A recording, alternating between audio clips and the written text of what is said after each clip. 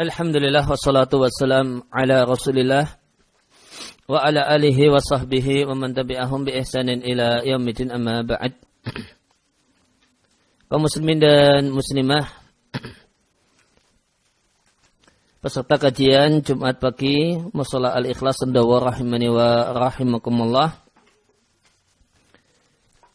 Mulai kesempatan pagi hari ini kita akan membaca dan mentelaah ini kitab yang berjudul Uqudul Lujain fi Bayani Hukukuz Zawjain, yang maknanya adalah untaian perak fi bayan, berisi penjelasan tentang hak suami istri, karya Syekh Muhammad Nawawi bin Umar Al-Bandani. Dan buku ini adalah buku yang statusnya syarah ala risalatin, untuk satu risalah, satu buku tipis yang anonim, yang tidak diketahui siapakah penulis risalah tersebut. Maka ada satu risalah, buku tipis yang anonim, tidak diketahui penulisnya, dan dinilai bagus oleh Syekh Muhammad Nawawi bin Umar Al-Bandani.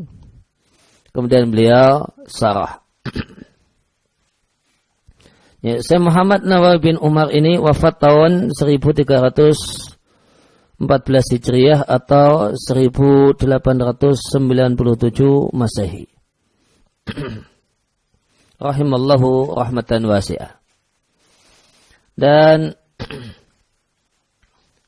Dan beliau adalah seorang yang menonjol dalam bidang fikih. Beliau faqih Syafi'i, dan kita akan istifadah pokok dari sisi ini. Nanti kita akan jumpai di buku ini banyak riwayat atau banyak riwayat yang mungkin nilainya bermasalah. Dan itu satu hal yang wajar dari sisi beliau kokohnya bukan di bidang hadis dan riwayat, namun sisi kekokohan beliau dalam masalah ilmu adalah di bidang fikih. Kita mulai dari Bismillahirrahmanirrahim. Qala al-faqir ila rahmati ar-rabbil ghafar. Berkata seorang yang membutuhkan kasih sayang Sang Rabb Al-Ghafar yang Maha Pengampun. Ya, Muhammadun, yang namanya adalah Muhammad, itu Muhammad Nawawi. Nama beliau adalah Muhammad Nawawi. Maka Nawawi adalah nama beliau. Lain dengan Imam Nawawi. Nawawi itu nisbah, bukan nama. Kalau Nawawi di sini adalah memang nama beliau Muhammad Nawawi. Al-mu'tarifu bil auzar, yang mengakui kalau dia punya banyak dosa. Basarahullahu uyuba nafsihi, semoga Allah menampakkan kepadanya kejelekan dirinya. Wa ja'ala yawmahu khairan min amsihi, dan semoga Allah jadikan harinya lebih baik daripada kemarinnya. Alhamdulillah kama yanbaghi lahu, segala puji milik Allah sebagaimana yang patut dan layak bagi Allah. Salat dan salam untuk Sayyidina Muhammadin wa alihi, dan keluarganya, wa sahbihi. Adada kulli ma'lumin lahu, sebanyak bilangan yang Allah ketahui, yaitu tak terbilang. Sebanyak yang tak terbilang. Amma ba'du fahadha syarhun, maka ini adalah penjelasan yang diminta, talabahu minni, dimintakan kepadaku oleh ba'dul muhibbin, sebagian orang yang mencintai, yaitu mencintai beliau. Sarah ala risalah, untuk satu buku tipis yang berkenaan dengan perkara suami istri, yang buku tipis tersebut sannafaha ba'dun nasihin, yang ditulis oleh sebagian atau seorang pemberi nasihat yang tidak diketahui namanya. Samaituha, aku namai di sarah ini uqudul lujain fi bayani huququz zaujain. Tentang penjelasan tentang lujain ada catatan kaki dari penerbit. Lujain artinya fiddah, artinya perak. Ja'a musagharan. Sirahnya bentuknya tasghir. Jadi lujain, fu'ail, tasghir wazannya fu'ail. Mislu kumait wa thuraya. Wala mukabbar lahu. Di sini dijelaskan tidak ada bentuk besarnya. Yang ada cuma bentuk tasghir saja. Wa fi lisanil Arab, di lisanil Arab disebutkan qala Ibnu Jinni. Ibnu Jinni mengatakan inama alzamu tahqira hadzal ismi listisghari ma'nahu. Mereka orang Arab mengharuskan untuk mengecilkan nama ini, menggunakan bentuk tasghir untuk nama ini listisghari ma'nahu, untuk membuat rendah maknanya. Wa madama fi turabi ma'danihi. Jadi fiddah yang disebut lujain itu adalah perak yang fi turabi ma'danihi, masih berada di tanah bahan tambangnya. Falazim mau takhlisu, sehingga harus dibersihkan.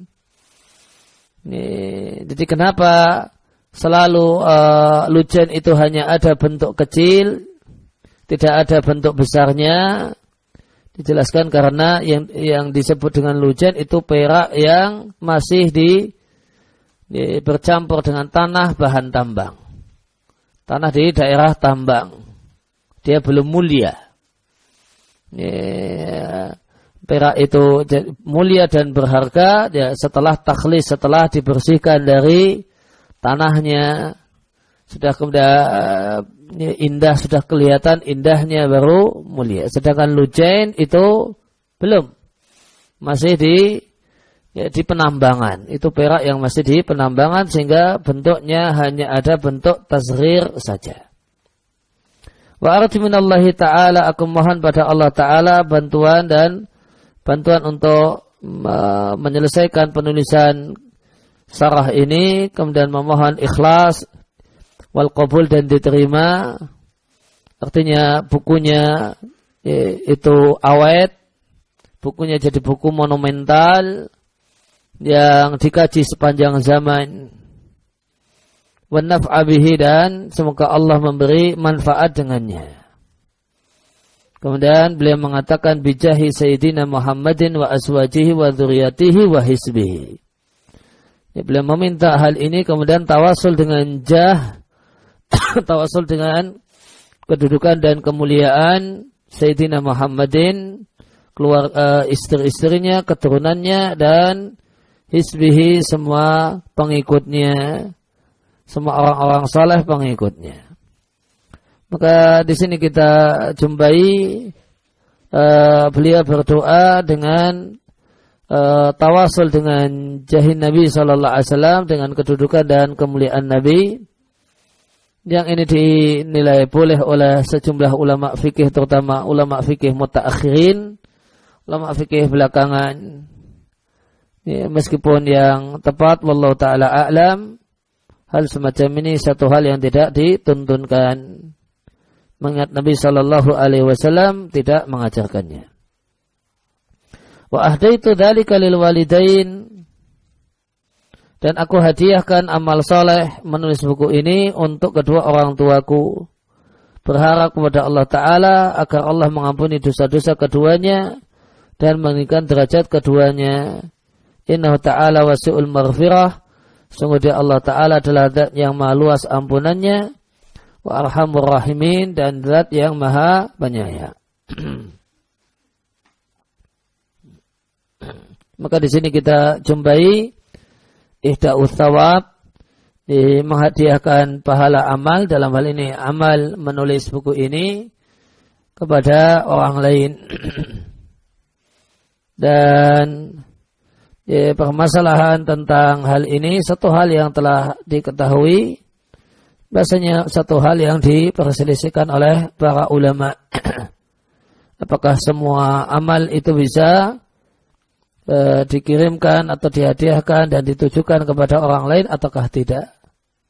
Dan yang jadi mazhab resmi Hanabilah, misalnya semua amal soleh bisa dihadiahkan, termasuk amal badan, sholat, puasa dan yang lainnya.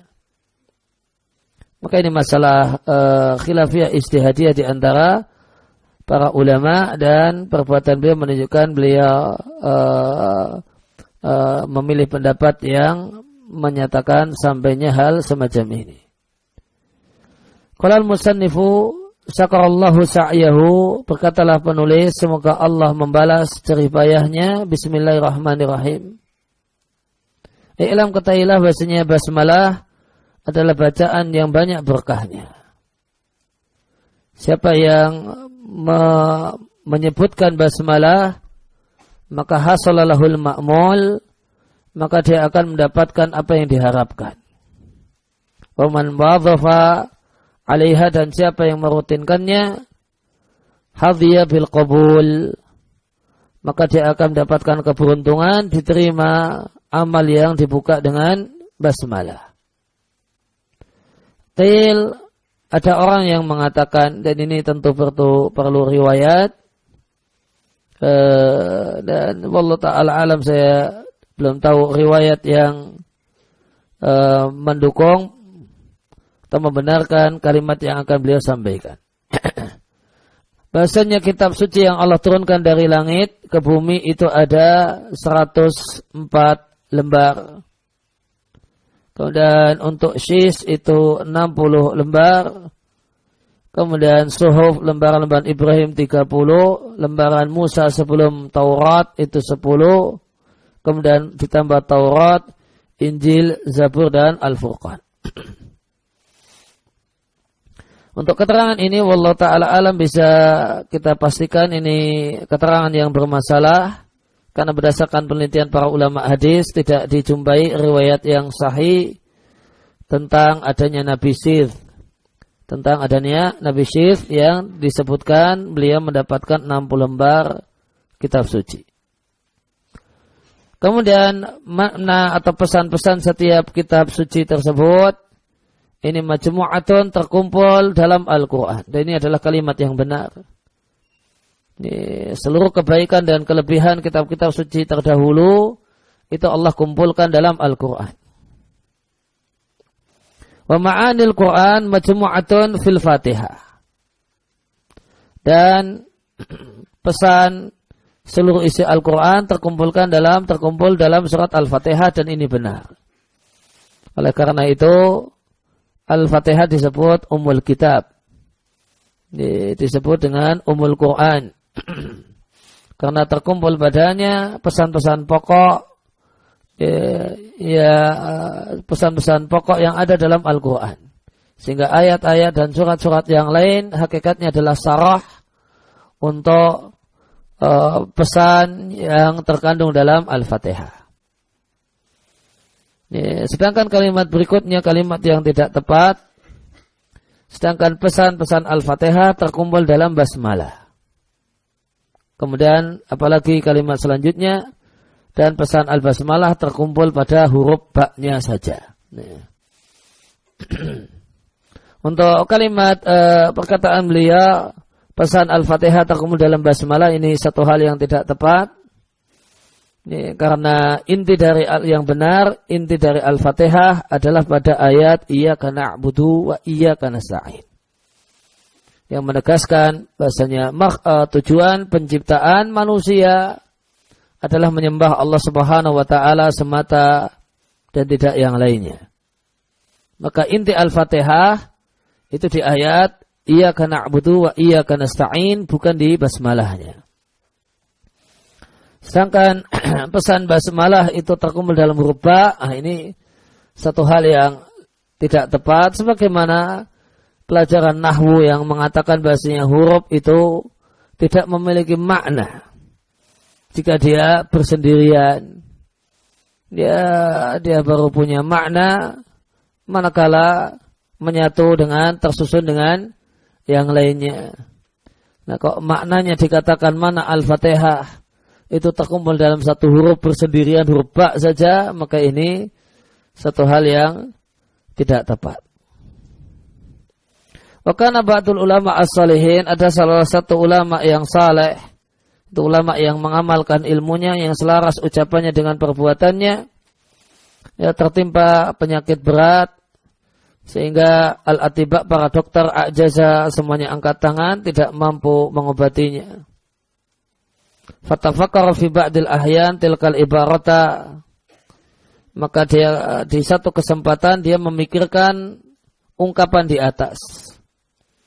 Ya, mungkin yang dipikirkan adalah ma'anil kulil kitab majmu'atun fil Qur'an wa ma'anil Qur'an majmu'atun fil Fatihah dan seterusnya. Fawadhafa 'alal basmalati min ghairi 'adadin mahsurin. Maka beliau terus-menerus membaca basmalah tanpa bilangan yang dibatasi, bolak-balik basmalah terus. Ya, fasyafahullahu ta'ala bi barakatiha, lantas Allah berikan kesembuhan padanya karena keberkahan bacaan basmalah. Ya. Dan ini satu hal yang mungkin karena kita katakan basmalah adalah wahyu dari Allah Subhanahu wa taala, bagian dari Al-Qur'an. Maka beliau meruqyah dirinya sendiri dengan membaca basmalah. Kemudian ada hikayat yang nampaknya hikayat ini baru layak ada cerita ini satu hal yang bisa diterima manakala ada riwayat yang mendukungnya. Ya, riwayatnya atau hikayatnya sebagai berikut. Wahukia, dan diceritakan ada seorang perempuan yang punya suami yang munafik. Maka taqulu, dan dia mengatakan ala kulli syai'in min qaulin aw fi'lin, sebelum melakukan apapun baik ucapan ataupun perbuatan dia mengucapkan bismillah. Maka suaminya mengatakan, aku akan melakukan hal yang membuat dia malu karenanya. Maka sang suami kemudian memberikan pada istrinya satu kantong, yaitu kantong berisi uang. Kemudian beliau mengatakan pada istrinya, tolong simpan. Maka istrinya meletakkannya di satu tempat, wa ghatatha, dan menutupinya. Faghfalatha, lantas suami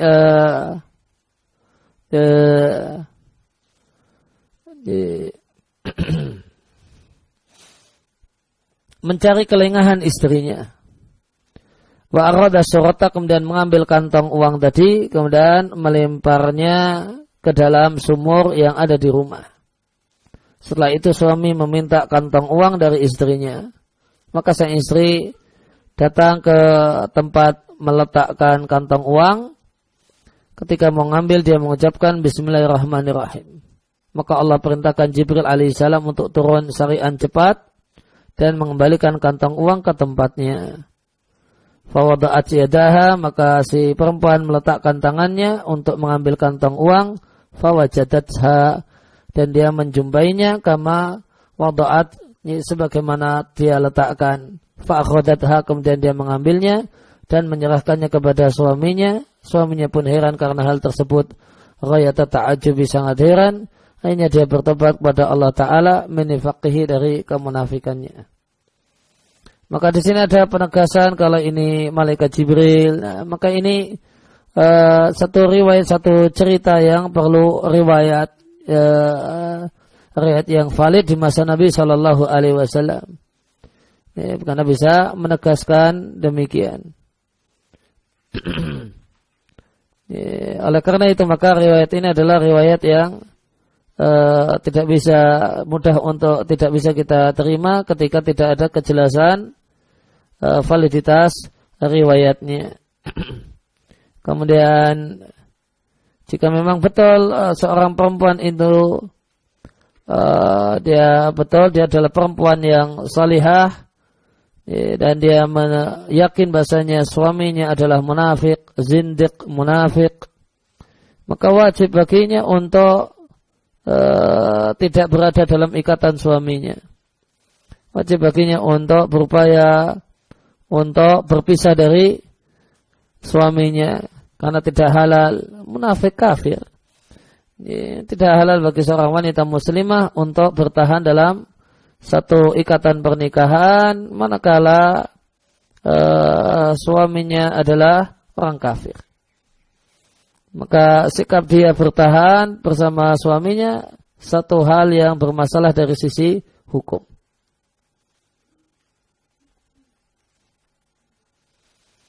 Kemudian alhamdulillah hamdan nastaftihu bihi al khairat. Segala puji milik Allah dengan pujian yang dengan pujian ini kita berupaya untuk membuka segala kebaikan. Artinya kami meminta dengan bidzalikal hamdi dengan pujian tersebut terbukanya segala kebaikan. Wa nusrata ala tahsilin nafahat dan kemenangan untuk mendapatkan al-fadilat an-nafahat. Keunggulan an-nafahat pemberian. Artinya kami meminta dengan bidzalikal hamdi dengan pujian tersebut al-fatha lil ataya. Kami meminta terbukanya berbagai macam pemberian wa nusrah dan kemenangan untuk mendapatkan pemberian-pemberian tersebut. Kemudian wassalatu wassalamu ala sayyidina Muhammadin sayyidil bariyat. Salawat, kemudian beliau maknai, Muhammad Nawawi memaknai salawat dari Allah. Artinya adalah kasih sayang Allah yang bergandeng dengan at-ta'zim, bergandeng dengan pengagungan. Demikianlah makna salawat dari Allah manakala lil anbiya, manakala untuk para nabi. Kemudian mutlaqur rahmah semata-mata kasih sayang Allah li ghairihim jika salawat tersebut untuk selain manusia selain nabi. Wa du'a bi khairin minal ibad, dan salawat manusia untuk manusia yang lain itu maknanya adalah doa bi khairin, doa kebaikan.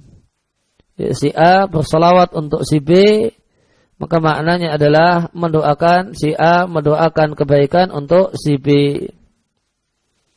Maka beliau maknai salawat dari Allah untuk manusia maknanya adalah rahmah, kasih sayang Allah, dan ini adalah salah satu pendapat ulama dalam masalah ini.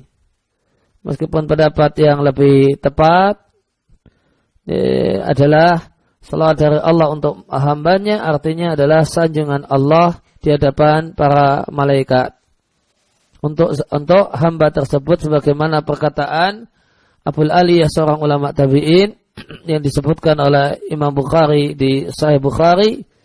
Ini beliau sampaikan, kata Abul Aliyah, salawat dari Allah untuk hamba artinya fana'uhu indal mala'il a'la, sanjungan Allah untuk seorang hamba di hadapan para malaikat.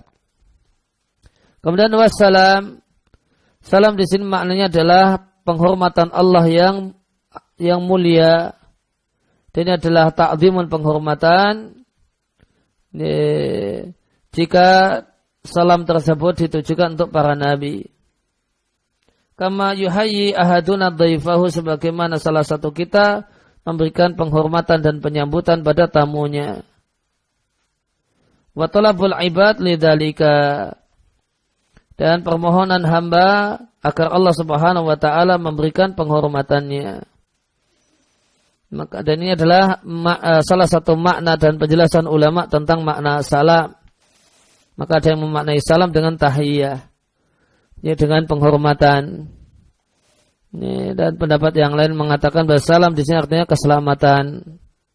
Keselamatan dari segala mara bahaya, keselamatan dari segala kekurangan. Untuk Sayyidina Muhammadin Sayyidil Bariyat, Sayyidil Bariyat maknanya Ra'isil Makhlukat, pemimpin seluruh makhluk. Wa ala alihi, dan keluarganya. Kata Syekh Muhammad Nawawi, yang dimaksud keluarga adalah para pengikut yang mengikuti dalam iman meskipun dia pelaku maksiat. Maka tentang keluarganya, sebagian ulama memaknai keluarga di sini artinya keluarga nasab. Namun ada juga yang sebagaimana di sini, yaitu keluarga di sini artinya keluarga dalam agama, yaitu yang mengikuti Nabi Shallallahu Alaihi Wasallam dalam iman, dalam Islam. Wasahbihi dan sahabat-sahabat Nabi, mereka adalah orang yang berkumpul dengan Nabi kita Muhammad Shallallahu Alaihi Wasallam, dan ketika kumpul bersama Nabi dia beriman. Walau lahzatan, meskipun kumpulnya dengan Nabi cuma sekejap mata. Al-a'immah, as-siqat, yang mereka adalah para imam. Yang mereka para sahabat adalah para imam, artinya orang yang diteladani dalam perkara agama. As-siqat yang terpercaya fiha dalam masalah agama. Amma ba'du, adapun setelah itu, yaitu setelah basmalah, hamdalah dan salat dan salam, fahadhihi, maka ketika satu buku itu dibuka dengan kata-kata ini, maka apa yang dimaksud ini nanti tergantung kapan muqaddimah ini ditulis. Jika bukunya sudah ditulis selesai, setelah itu baru bikin muqaddimah dan mengatakan fahadihi atau fahada, maka yang dimaksud dengan ini adalah ini fisik, karena bukunya sudah selesai. Lain hanya jika muqaddimah itu ditulis sebelum selesainya buku. Memang nulis dari awal, dari depan, muqaddimah dulu baru isi. Karena orang nulis buku itu ada dua model. Isi dulu diselesaikan baru bikin muqaddimah. Atau nulisnya urut dari depan, muqaddimah, kemudian bab 1 dan seterusnya sampai selesai penutup. Ini. Maka kata-kata sehingga muqaddimah kemudian munculnya kata-kata ini di muqaddimah ada dua kemungkinan, tergantung ini kapan nulisnya. Kapan nulis muqaddimah ini, kapan sudah selesai bukunya atau belum. Di sini Syekh Muhammad Nawawi mengatakan yang dimaksud dengan ini adalah al-hadiratu fi dhihni, yang ada di benak. Kalau yang ada di benak berarti ya muqaddimah ditulis di sejak awal. Kemudian lanjut, ya, maka penulis matan itu menulis bukunya, ya, menulis risalah ini dari depan ke belakang. Sehingga beliau maknai yang ada di benak, yaitu benak penulis risalah risalah atau matan yang disarah oleh Syekh Muhammad Nawawi Syekh Muhammad Nawawi. Risalah, nah risalah di sini maknanya kitabun saghirun jiddan. Buku yang tipis sekali itu risalah. Muhimmah, yang penting. Beliau maknai dengan muhzinatun lil qulub, membuat sedih hati. Tapi nampaknya tidak tepat kalau muhimmah diartikan yang membuat galaunya hati.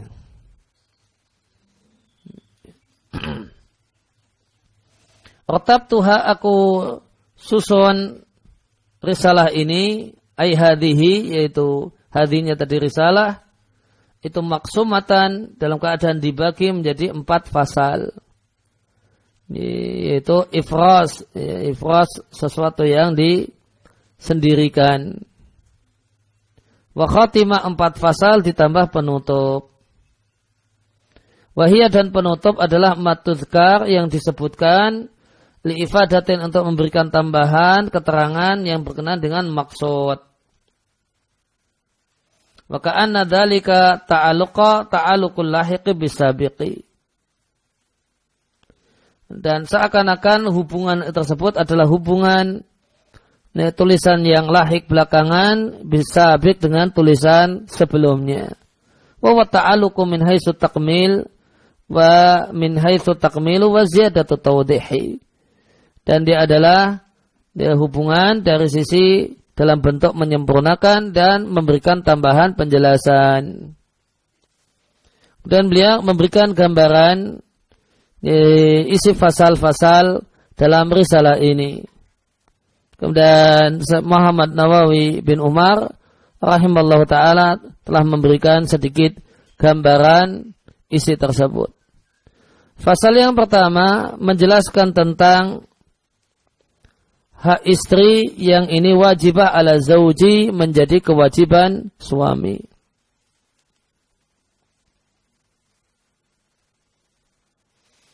Nah, apa itu hak istri yang menjadi kewajiban suami? Yang pertama kata beliau, kata saya Muhammad Nawawi, yang pertama adalah husnul israh, pergaulan yang baik, diperlakukan yang baik. Kemudian yang kedua, mu'natu zaujah, biaya atau nafkah, yang dimaksud biaya nafkah tentunya. Nafkah istri, kebutuhan pokok istri dipenuhi. Dan yang jadi kewajiban suami meskipun istrinya kaya. Ketika istrinya kaya bukan berarti suami bebas dari tanggung jawab menafkahi. Dan wa mahruha, kemudian memberikan mahar pernikahan. Wal qasmu, dan jika ini adalah keluarga poligami maka ada pembagian hari. Kemudian hak yang kelima adalah wa ta'limuha, adalah mengajari istri. Maka suami itu menjadi guru ngaji untuk istrinya. Nah, materinya apa? Materi yang wajib diajarkan suami kepada istrinya, matahtaju ilaihi, semua yang diperlukan oleh istri. Apa itu? Min furudil ibadat, tentang ibadah-ibadah yang wajib. Ngajari wudu, tayamum, sholat yang wajib, puasa yang wajib, zakat, haji. Min furudil ibadat wa sunaniha, ibadah yang wajib dan ibadah-ibadah yang sunnah. Ini tata cara sholat malam, tata cara sholat duha, tata cara puasa, puasa Senin Kamis, puasa Asyura dan yang lainnya. Walau ghaira muakkadah, meskipun ibadah sunnah tadi bukanlah ibadah yang sunnah muakkadah yang sangat ditekankan. Maka intinya furudul ibadat wa sunaniha, masalah ritual ibadah. Kemudian yang kedua, wa mimma yata'allaqu bil haidhi, ngajari istri tentang hal-hal yang berkaitan dengan haid. Ini kapan haid itu dianggap selesai? Gimana kalau apa yang tidak boleh dilakukan saat haid? Gimana kalau haid 2 hari kemudian berhenti sehari kemudian keluar darah lagi?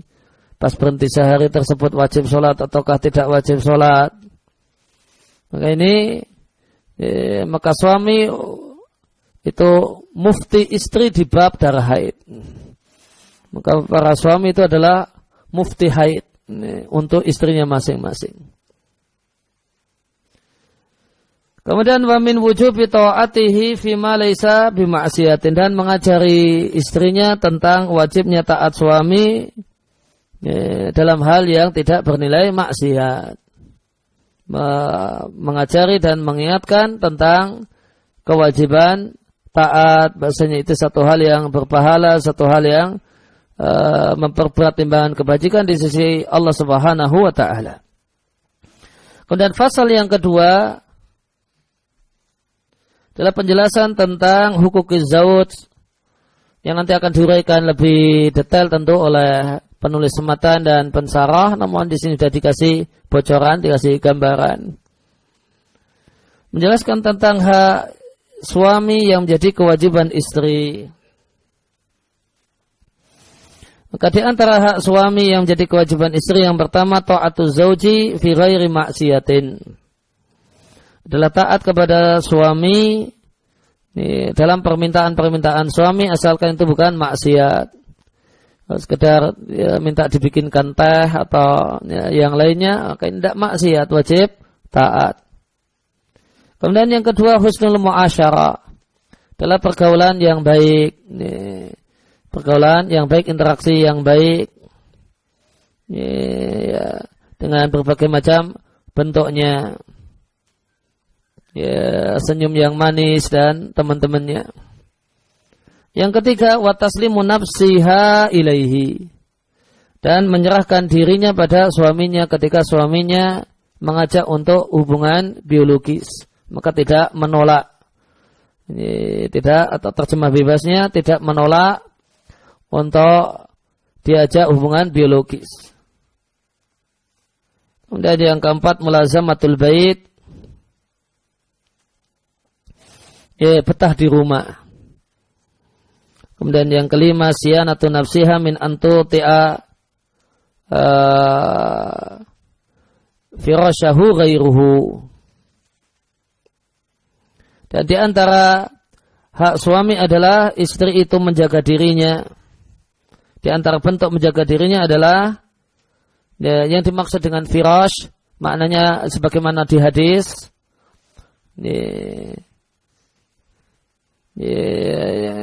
adalah al-bait, adalah rumah. Menjaga dirinya dalam bentuk tidak mempersilahkan masuk ke dalam rumah,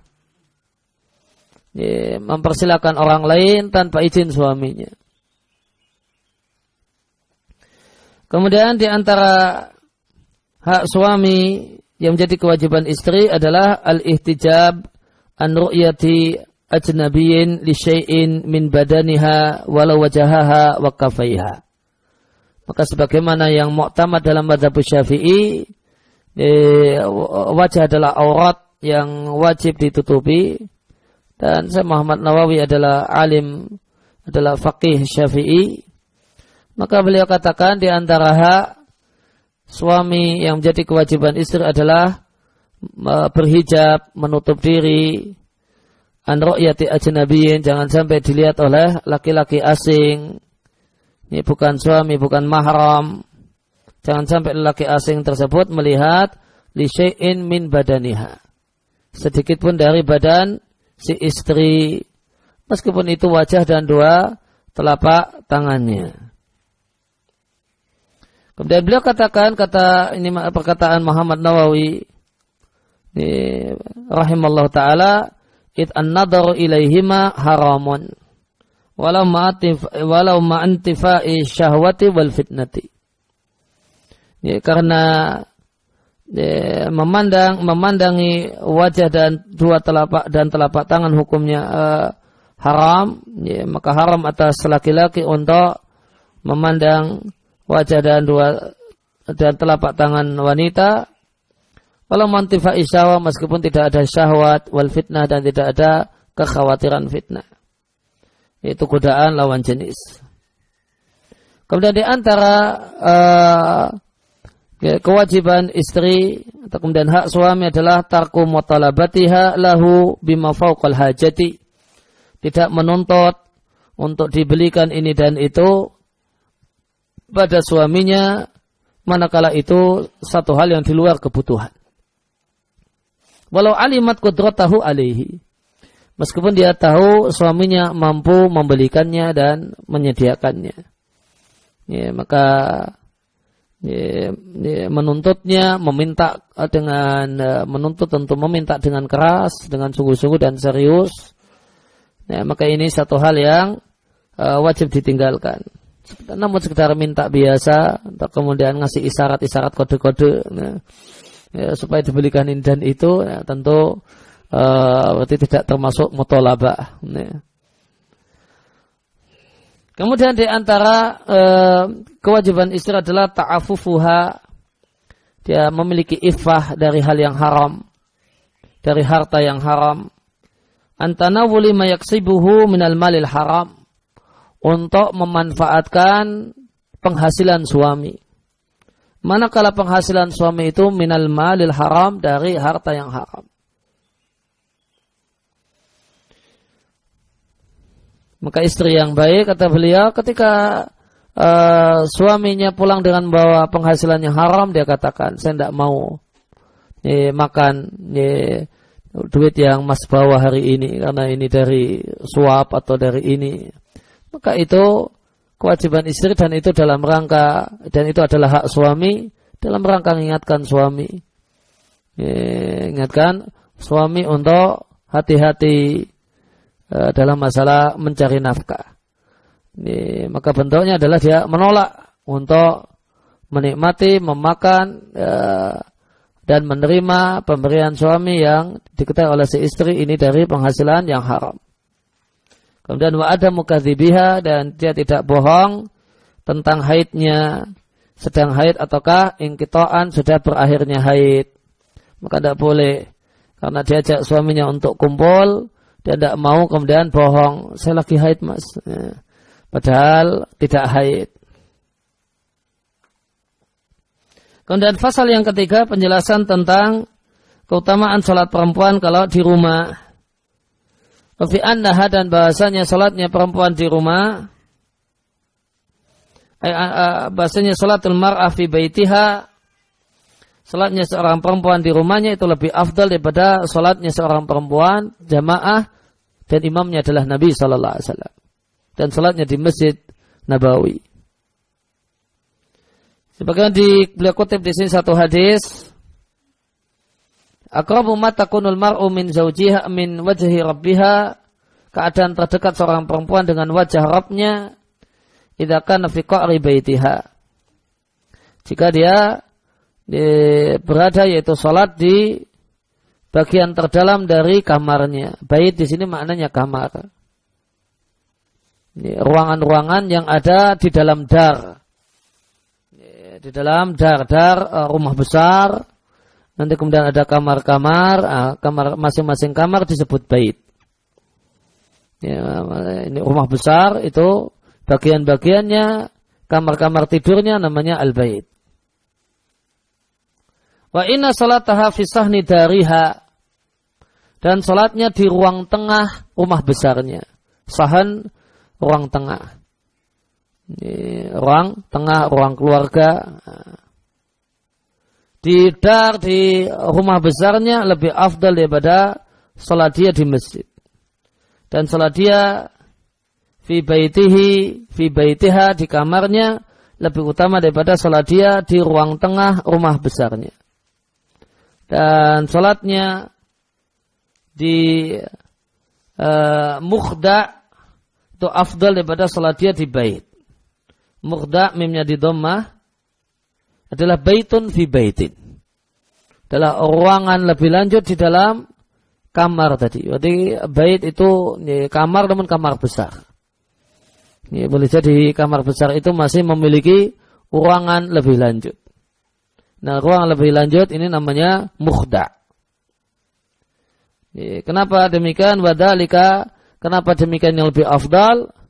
Adalah lisater, karena semakin tertutup, jauh dari pandangan laki-laki. Maka daripada di masjid, lebih baik di sahan. Lebih afdal salat di sahan, ruang tengah. Kemudian di sahan, daripada di sahan lebih baik, lebih afdal di bait, di kamar besar. Daripada di al-bait, lebih baik di mukhda. Demikian urutannya. Dan beliau katakan ini, beliau nisbatkan oleh pensyarat, dinisbatkan ini sebagai hadis Nabi. Tapi kalau redaksi hadis Nabi tidak demikian bunyinya.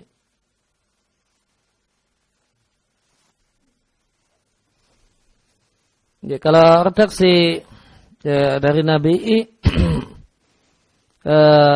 tidak demikian.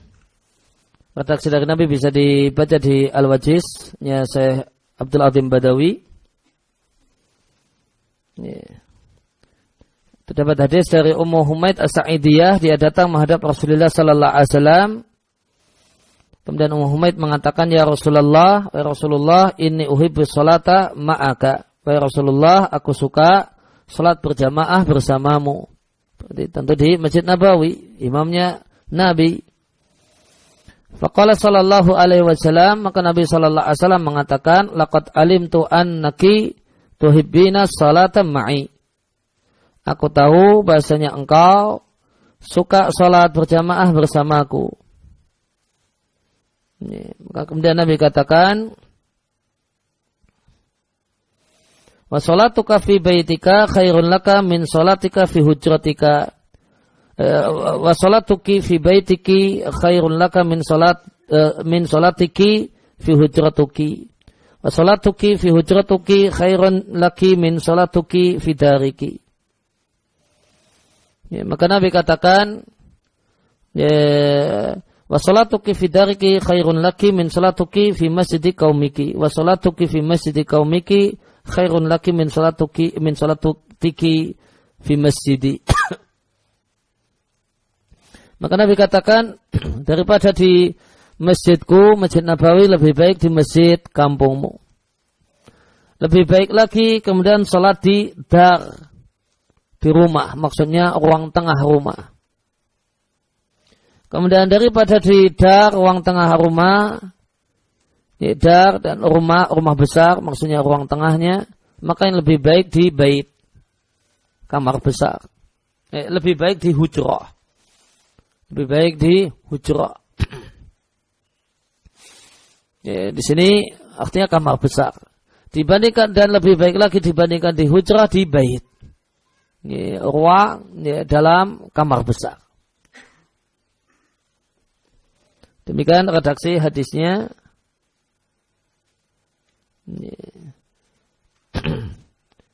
Ya, demikian yang redaksi hadis yang beliau maksudkan. Maka mungkin bisa kita katakan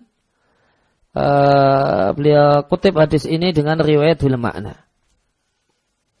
Kemudian pasal yang keempat adalah penjelasan tentang haramnya lelaki memandangi perempuan ajnabiyah dan sebaliknya perempuan ajnabiyah memandangi laki-laki. Yaitu pandangan perempuan sebaliknya, yang dimaksud sebaliknya adalah pandangan perempuan ilahi kepada laki-laki. Fama yahumu ru'yatuhu ala rajuli yahumu ru'yatuhu alal mar'ati minhu. Maka apa yang haram dilihat oleh laki-laki itu haram dilihat oleh perempuan. Beliau menilai sama. Apa yang haram bagi laki-laki yaitu haram juga bagi perempuan. Wal murahiq fi dzalika karajuli, dan murahiq, catatan kaki dari penerbit, murahiq adalah al-ghulam alladzi qaraba al-hulma. Dia adalah anak laki-laki yang hampir baligh. Maka wal murahiq dan murahiq, lelaki yang hampir baligh, fi dzalika dalam masalah ini, dalam masalah hukum ini karajul seperti laki-laki. Oleh karena itu, yalzamu waliyuhu man'ahu minan nadhari ilal ajnabiyah. Maka menjadi kewajiban bapak untuk mencegah, melarang anaknya yang murahiq, yang hampir balik untuk memandangi wanita ajnabiyah. Dan yang di sini yang dibahas adalah murahiq. Artinya kalau anak kecil, babnya lain.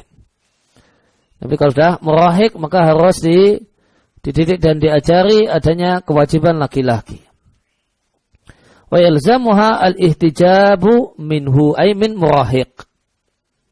Dan wajib bagi perempuan dewasa untuk berhijab dari laki-laki yang murahiq. Ya, anak kecil yang sudah hampir baligh. Wa kal mar'ati fi dzalika al-amrad. Dan seperti perempuan dalam masalah ini adalah al-amrad, al-jamilul wajhi. Lelaki yang disebut dengan sebutan amrad. Dan gimana lelaki yang amrad itu? Al-jamilul wajhi. Ya. Yang cantik wajahnya. Laki-laki namun cantik.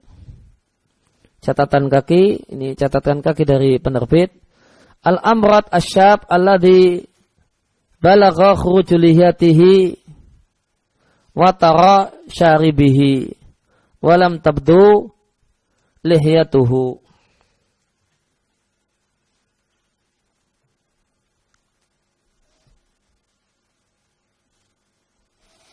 Ini disampaikan bahasanya al-amrad, definisi al-amrad adalah asyab, ya, anak muda laki-laki yang balagha rujul lihyatihi wa tara syaribihi, yang hampir keluar jenggotnya.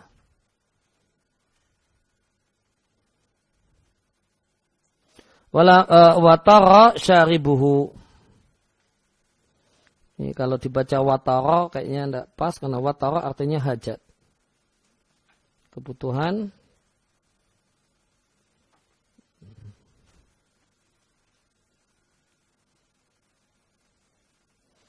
Tara, jadi bacanya tara, wawunya wawu ataf. Kemudian tara, tara artinya tola'ah. Tara sya'ru nabata, ya, nabata tumbuh. Ya, asyab alladzi balagha khuruju lihyatihi, yang sudah hampir keluar jenggotnya, di kalimat belakangnya walam tabdu lihyatuhu, namun jenggotnya belum muncul. Sudah hampir keluar namun lam tabdu lihyatuhu. Kemudian wa tara syaribuhu, namun sudah mulai tumbuh kumisnya. Ya, sudah mulai berkumis namun belum berjenggot. Nah, ini namanya amrad. Ya.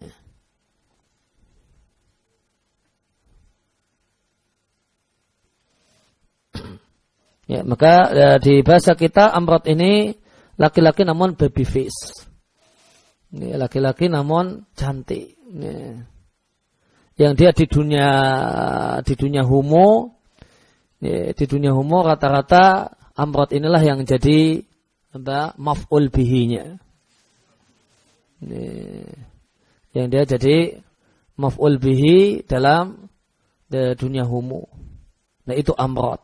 Ya, kalau mau tahu gambaran pengertian amrad. Ya. Dan dia pasti cantik. Namun meskipun dia laki-laki, ya, karena di dunia homo tentu ada fa'il dan ada maf'ul bihi, ada pelaku dan ada objek, ya, dan maf'ul bihi objek itu pasti amrad, pasti amrad. Ya, seperti apa itu amrad itu, ya, yang jadi sasaran kejahatan homoseksual. Dan dia gambarannya gambarannya tadi sebagaimana yang kita baca. Jamilul wajhi. Wajahnya cantik, laki-laki namun baby face. Nah, kapan tuh wajahnya cantik belum ada jenggotnya? Kalau udah ada jenggotnya lebat, itu mestinya medeni gitu kan. Nah, kemudian menggoda cantik enggak, medeni. No. Kalau kok itu masih kemudian didekati orang homo, itu memang geragas. No. Yang homonya geragas, udah jenggotan lebat bercambang, itu juga masih jadi sasaran untuk didekat-dekati. Nah, maka perempuan wal kalmarati fi dzalika al amrad, maka amrad itu diperlakukan sebagaimana perempuan. Laki normal itu wajib nundukkan pandangan. Ya, wajib nundukkan pandangan pada laki-laki amrad. Ya. Bahkan sebagian salaf mengatakan setan di amrad lebih banyak daripada setan di perempuan. Ya, di perempuan dewasa itu ada 1 setan, sedangkan di laki-laki amrad ada 10 setan. Ya, godaannya lebih besar, bahayanya lebih ngeri dan lebih jelek. Kata fi nihayah, demikian keterangan di kitab An-Nihayah karya Syekh Muhammad Al-Misri. Wa fima waqa'a fihi ay an-nadhar min az-zajr, dan berisi juga larangan yang terjadi pada nadhar, ay al-mana', yaitu larangan dari Al-Qur'an dan hadis-hadis. Kemudian penjelasan faedah dari Syekh Muhammad Nawawi, yahrumu ala rajuli, haram atas laki-laki meskipun dia majbuban atau khasiyan atau ininan atau mukhannasan atau himman, Semua laki-laki ini dengan berbagai macam jenisnya, nanti keterangan ada di catatan kaki, haram nabaru ila ajnabiyatin. Haram bagi laki-laki tersebut memandang ajnabiyah, perempuan ajnabiyah, bukan mahramnya, bukan istrinya, yang mustahah, yang diminati. Artinya bukan nenek-nenek tua. Boleh jadi nenek-nenek cantik masih masuk di sini. Masih ajnabiyah mustahah. Hatta ila wajhiha, dan itu haram meskipun yang dilihat adalah wajahnya dan dua telapak tangannya. Dan yang dimaksud dengan telapak tangan dhahran wa batnan, baik punggung telapak tangan atau bagian dalam telapak tangan. Kata Syekh Muhammad Nawawi, wa huwa al-muftabihi. Inilah yang difatwakan, pendapat yang difatwakan dalam mazhab Syafi'i. Jadi yang namanya dia boleh jadi di satu masalah itu terdapat perbedaan pendapat. Perbedaan pendapat di antara para ulama. Nah, ini perbedaan teoritis. Nanti di dataran praktis itu nanti ada pendapat-pendapat yang dapat label muftabihi. Ini yang boleh disebarkan di khayalak ramai. Maka ada yang merupakan pembahasan akademisi. Pembahasan para ahlinya. Mereka berdebat, mereka ini bantah-membantah, ini menguatkan satu pendapat A, ini punya pendapat B, dan seterusnya.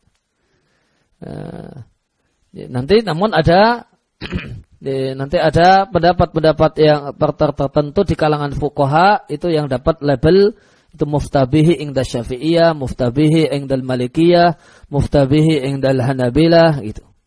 Artinya ini pendapat yang diflorkan untuk orang awam dan khayalak ramai masyarakat banyak.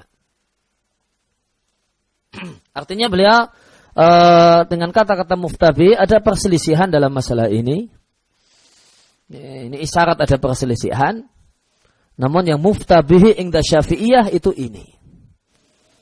Inilah yang diflorkan untuk masyarakat banyak. Kalau yang lainnya itu bahan pelajar.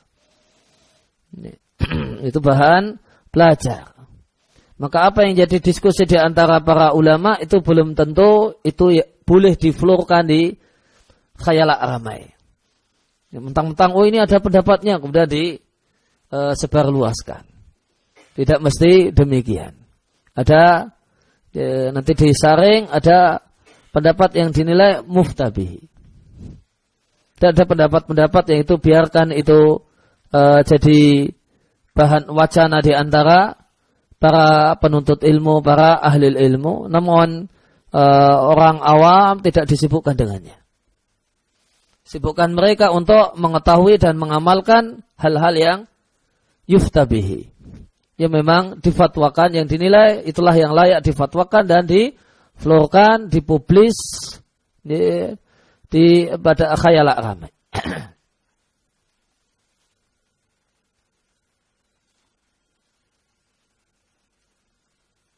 Maka lihat, meskipun wawa muftabihi, kita lihat lanjutannya, walakin nukila anil aktsarin hilun nazar ila dzalik. Beda antara pendapat dan pendapat di kalangan yang jadi wacana di dunia para ahli dengan yang difatwakan untuk orang awam dan masyarakat luas. Maka muftabihi itu tadi. Walakin nukila akan tapi dinukil anil aktsarin dari mayoritas para ulama halalnya an-nadar ila dzalik. Bolehnya melihat hal itu, wajah dan telapak tangan. Kemudian tentang jenis laki-laki tadi di catatan kaki majbub itu artinya adalah laki-laki yang sudah terpotong dakarnya. Kemudian khasi itu adalah orang ya laki-laki yang kutia yang terpotong untayahu 2 biji pelirnya, itu robek kantong pelirnya, kemudian 2 biji pelirnya hilang. Wa baqiya dzakaruhu. Adapun batang zakarnya masih ada. Kemudian ada inin. Inin maknanya adalah man ajaza anil wata'i, adalah orang yang tidak mampu untuk melakukan hubungan biologis. Laki-laki yang tidak mampu untuk melakukan hubungan biologis li suqutil quwwah an-nasyirah,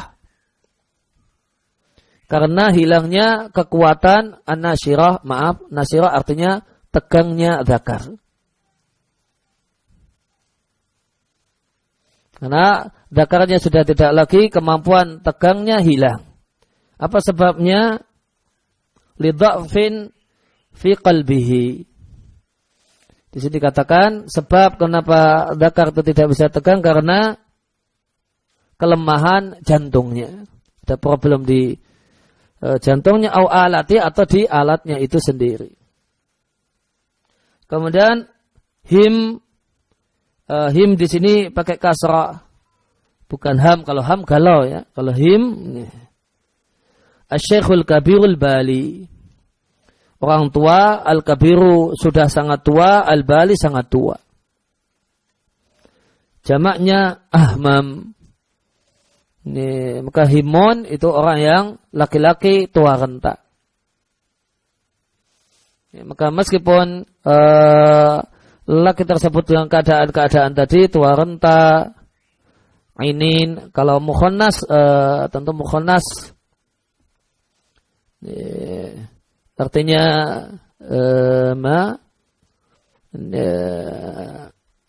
kebancian, atau kemudian dia